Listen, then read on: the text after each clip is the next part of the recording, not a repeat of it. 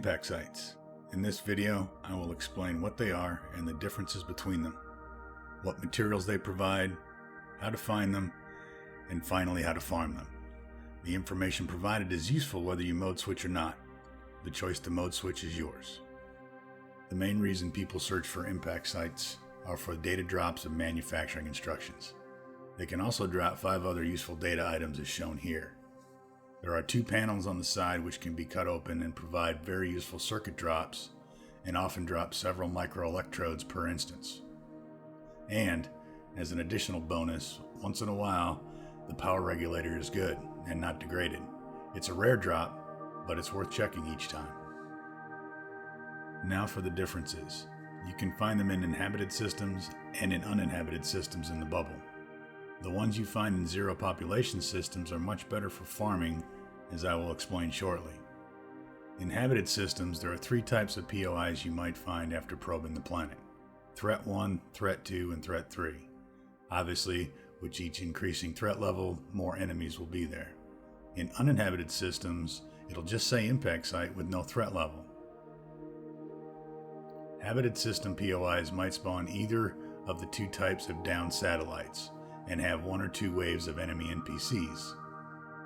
Uninhabited systems seem to only spawn 1 type of satellite and only have 1 skimmer guarding it.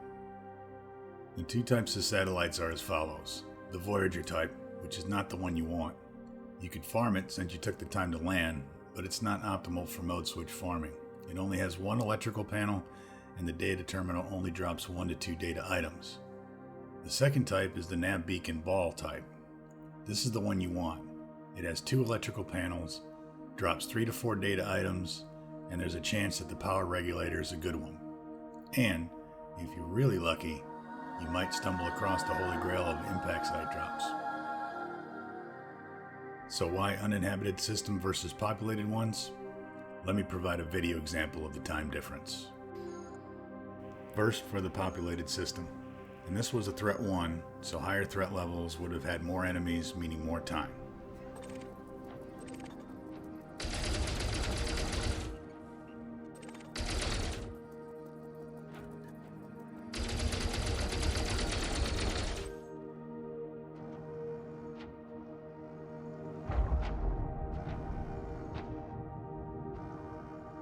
One thing I noticed that once a planet spawns an impact site POI, it tends to always spawn it. So when you find one, make a note of it so you can go back and check it again. I have a list of about 4 or 5 that I go to, and I never have a problem finding one.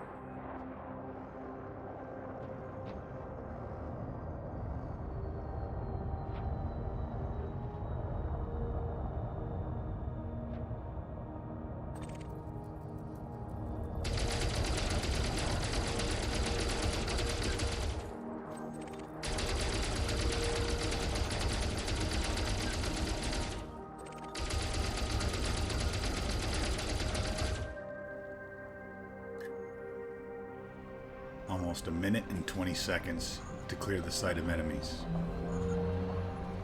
Okay, now for the uninhabited system.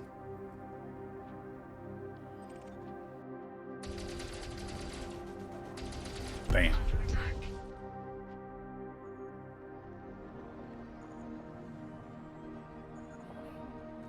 "17 seconds.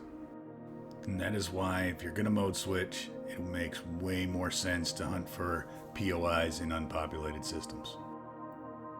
Now for the process. First, you have to find the POIs. Do this by using your detailed surface scanner and probing planets. Once you see an impact site POI on your navigation panel, select it and perform a planetary landing like any other surface base or POI. If you happen to get the Voyager type, farm it once, then keep searching for the nav beacon type. Once you have found it and dispatched the enemies or skimmer, drive up in your SRV. You'll want to do relogs from the SRV.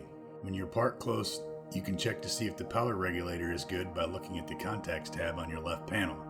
Oh look, this one's good. Be sure to have your Maverick suit on, hop out, hop up to the rim just below the data panel and access panel. Start the data download, then cut open the large panel while it's downloading.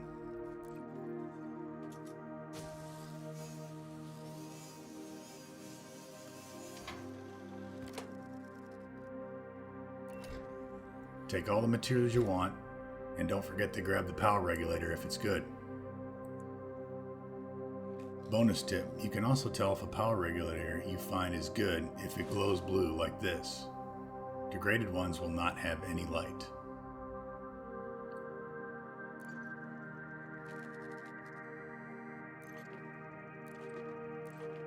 When you're done grabbing those items, hop down to the left and cut open the small panel and grab those items.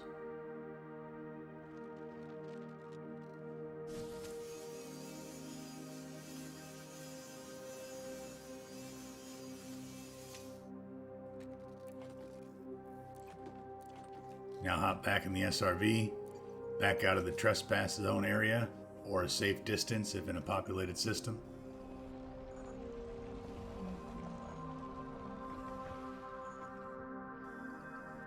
Relog, rinse and repeat. Some instances you won't get any manufacturing instructions, but most of the time you will, and you'll often get more than one. Downloading data. If you're not a mode switcher person, you will find these commonly by just probing landable planets next to stations you're about to land on. So that pretty much wraps it up. That's the basics for farming impact sites, how to find them, what you can expect to find. So I hope this video was useful. And as always, fly safe, and I'll see you in the verse.